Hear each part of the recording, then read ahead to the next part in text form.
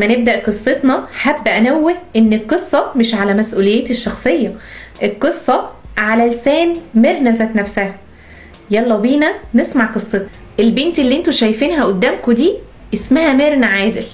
البنت دي ربنا نور بصيرتها وشرح قلبها للإسلام وقررت إن هي تأسلم، بس بسبب القرار ده البنت دي تعرضت لأذى وعذاب ما تتحملهوش بنت عندها 15 سنة.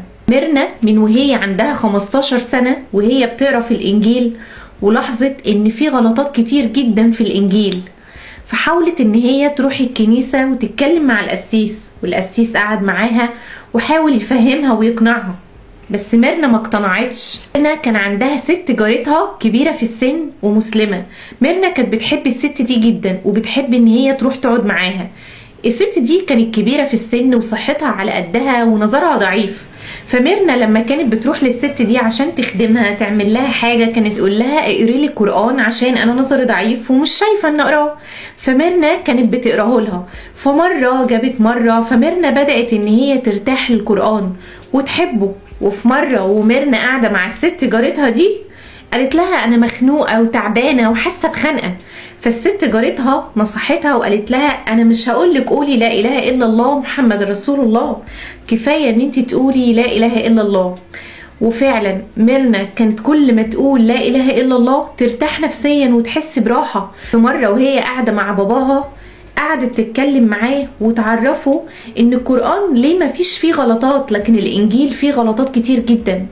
فوجئت ان باباها جايب لها مصحف وبيديهولها وقال لها انا مش هغصبك على حاجة، بس انا واثق وعارف ان انت لما تقري في المصحف ده هتطلعي منه غلطات كتير جدا. ميرنا كان المدرس بتاعها مراته كانت مسيحية واسلمت. ميرنا كانت بتحب تروح تتكلم مع المدرس ده قوي وتسأله ازاي اقنعت مراتك انها تدخل الاسلام، لكن رد عليها المدرس وقال لها انا ما اقنعتهاش ولا حاجة، هي حبت الاسلام ودخلته. وبدأت ميرنا انها تدخل على النت وتقرا في المصحف اكتر.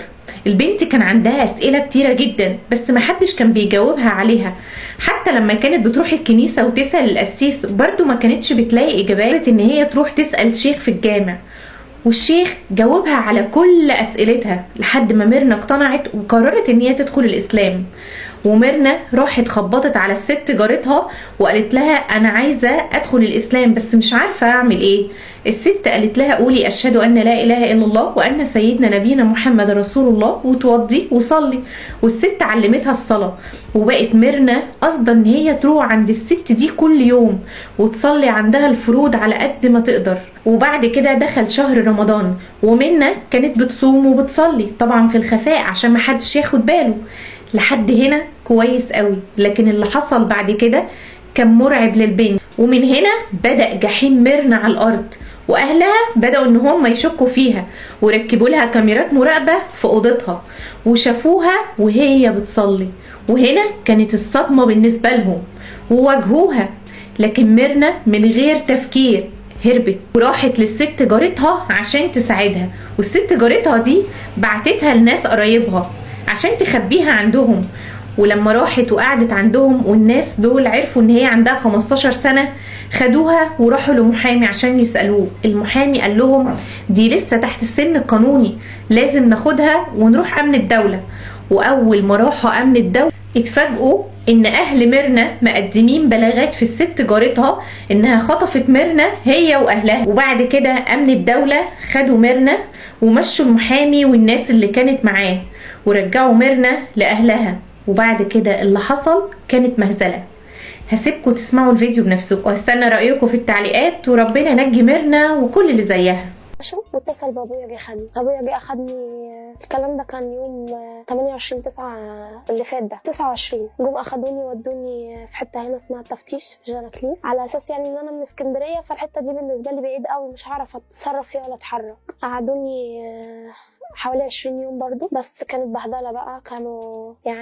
كانت رجاله العيله كلها بتضرب فيا واحد ورا واحد. انا قلت لو هتيجي على الضرب خلاص. ومامتي صعبت عليا، قعدت تعيط وتقول لي انتي بهدلتينا وبهدلتي اختك واخوكي خطيبته سابته دين. يعني انا قررت ان انا ابقى مسلمه خلاص، مفيش حاجه هترجعني تاني. ايه اللي عجبك في الاسلام؟ هي اول حاجه برضو بالنسبه لي يعني برضو بعقل الاطفال، هي اللبس بتاع الست المسلمه واللبس الواحده المسيحيه. يعني كنت ببص على الحاجه دي وبص لماما واقول ليه، يعني لو ربنا بيخيرني بين امي ان انا اللي اختار امي هختار دي ماشيه محترمه مفيش حد قادر يبص لها. لكن امي ما يعني معرضه ان اي حد يبص عليها، مش هتروح تقول له انت بتبص ليه، لان هي ما تقدرش تروح تتعارك. لكن لو واحده مسلمه لابسه كويس وحد بص لها ولا قال لها اي حاجه تقدر تروح تعمل اي حاجه، لان هي محافظه على نفسها لكن هو اللي مش كويس. دي حاجه التانيه، كنت الحاجه دي كنت بقعد اقرا لها قران حتى وانا مسيحيه. يعني هي كانت ست كبيره نظرها ضعيف وكده ما كانتش بتقدر تقرا، كنت بقعد اقرا لها. فكنت بصراحه بحس يعني مجرد اقل حاجه لو متضايقه لو مخنوقه كانت هي برده ما ترضاش تقول لي قولي لا اله،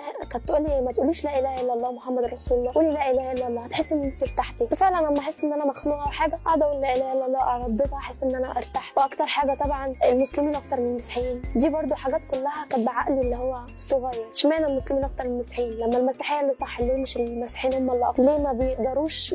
ليه كل حاجه بيعملوها في الدره؟ ليه الكنيسه بنروحها يقولوا لنا وانتوا طالعين ما تطلعوش كلكم مع بعض، طلعوا شويه شويه؟ ليه كل ده؟ ليه الجامع بيطلع بحس ان الشوارع كلها مليانه يوم الجمعه؟ يعني بحس ان الدنيا كلها مسلمين والمسيحيين مستخبين في بيوتهم خايفين يطلعوا. ليه كل ده؟ وليه ربنا يبقى انسان؟ يعني ليه ربنا ينزل على الارض ويبقى زي ليه يتصلب؟ ليه يتعذب؟ يعني ده ربنا هو اللي خالق الانسان اللي بيعذبه. يعني يعني نفسه هتهون عليه انه يخلي انسان اللي هو عامله بايديه يمسكوا يضربوا فضل بالصلب، دقوا مسامير وبصقوا في وشه وشربوه خل وحربوه بحربه في جنبه. يعني ازاي يرضى على نفسه؟ انا ممكن اؤمن ماشي ان عيسى ان المسيح ده نبي ممكن وبيتحمل اي الام علشان ربنا، يعني بلاش ان هم جابوا واحد مكانه وشبهوا بيه. يعني ممكن ماشي ما اقتنعش بكده، لكن ما اقتنعش ان هو ربنا. دي حاجه ما حدش يقتنع بيها. دي حاجه يعني لو طفله صغيره ما تقدرش تقتنع بيها. وحاجات زي كده كتير. يعني مش بلسان انسان هو اصلا مش حابب. يعني انا عايزه اروح